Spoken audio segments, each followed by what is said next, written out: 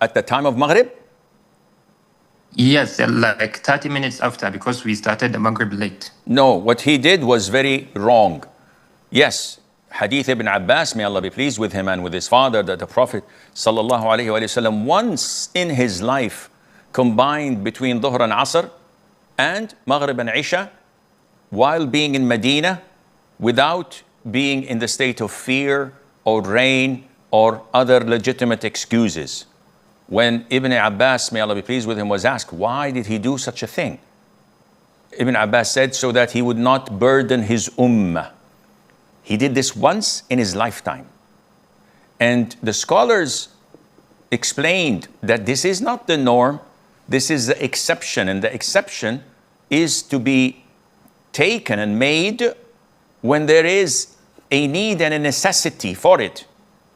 And this need and necessity is defined by the hardship associated. So this Imam, if he combined Isha to Maghrib, if there was heavy rain that would soil people's clothes due to mud, to wetness and the likes, yes, it would render it hardship for them to pray Maghrib, go home, then come back in Isha and be faced with this hardship. Combining is valid.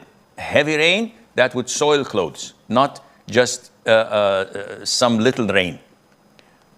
If he has an appointment with the doctor or an exam that would not occur except every few months or few years, and he would lose one of the prayers, then he can combine that prayer to the previous one or delay the current one to the latter one so that he would not miss this opportunity because there is huge and great hardship.